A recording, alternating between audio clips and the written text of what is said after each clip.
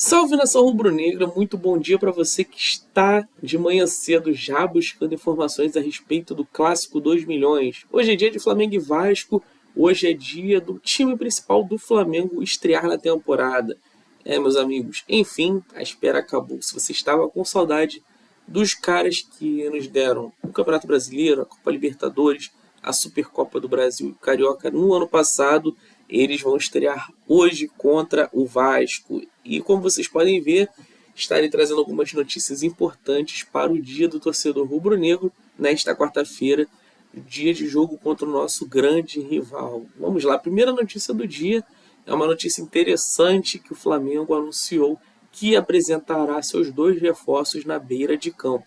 O goleiro André e o zagueiro Vitão serão de fato apresentados para o torcedor do Flamengo antes da partida começar. Ou seja, eles vão pisar no gramado, vão fazer aquele aceno para o torcedor, vão tirar algumas fotos, vão mostrar a camisa, provavelmente vão vestir o manto sagrado do Flamengo e dar aquela voltinha, né, no setor ali, setor norte, passar pela área mista e devem assistir o jogo lá da arquibancada, lá dos camarotes rubro-negros.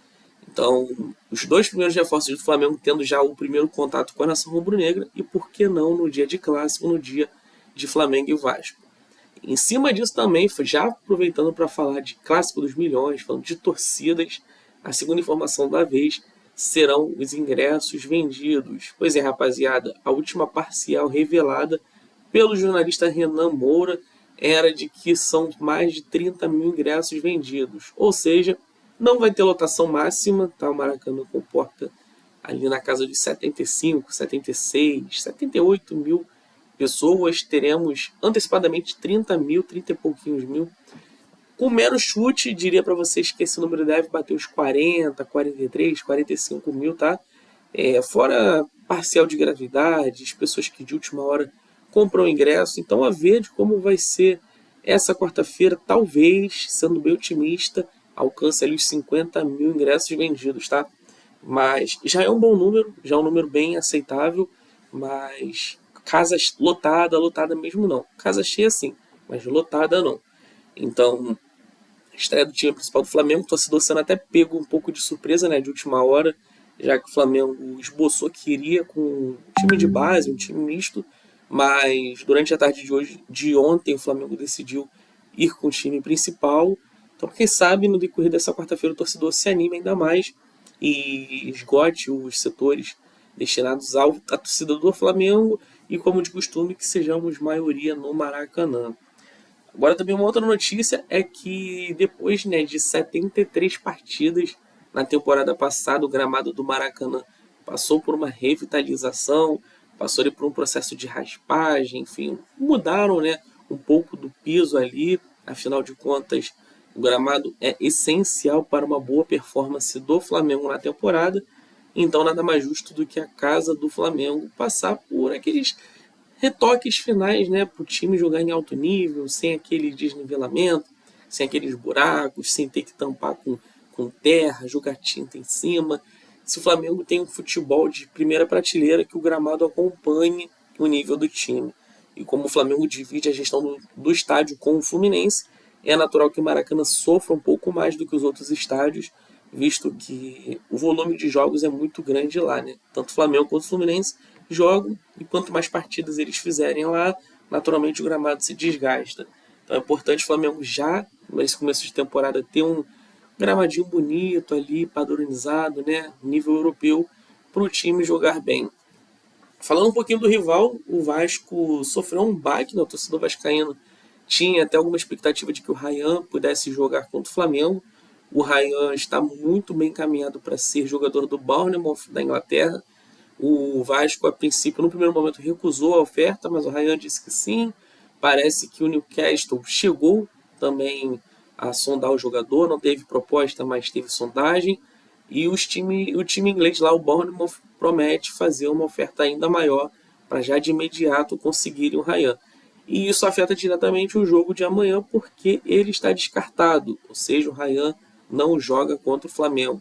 O principal jogador do Vasco no ano, o principal jogador do Vasco fazedor de gols ali, o garoto que tem assumido o protagonismo do Vasco, inclusive fez gol no Flamengo ano passado, no empate de 1-1 no retorno do Brasileiro, descartado do jogo. Com isso, o Vasco deve ir com a sua terceira opção de ataque, né? Já que o Verratti também já foi negociado, agora o Ryan muito bem encaminhado, e possivelmente o Vasco vá para campo com o GB, atacante da base do Vasco também, um pouco menos badalado que o Ryan, mas ainda é um garoto jovem, pode ser que dê algum trabalho ali, esperamos que não. Para a gente fechar, com a volta dos titulares do Flamengo, a expectativa é de que vejamos alguns dos nossos craques em campo, né? Quem sabe o Arrascaeta, quem sabe ele, o Eric Pulgar, que terminou o ano em alta demais, né? Alguns jogadores com idade bem avançada me causam uma certa preocupação. Não sei como está o estado do Jorginho, por exemplo, do Alexandro. O Danilo a gente sabe que teve um processo de lesão. Certamente o Danilo só deve voltar lá para a Supercopa. Enfim, o Pedro teve um problema físico também no ano passado, né? Uma lesão no braço que atrapalhou bastante o Pedro. Então, eu não sei como que estará a condição física dos atletas, tá, do Flamengo. Seria o primeiro jogo deles, então por mais que o torcedor tenha expectativa de ver uma grande performance, eu não colocaria essa expectativa lá no alto. É o primeiro jogo, aquele jogo para tirar o ferrugem dos caras.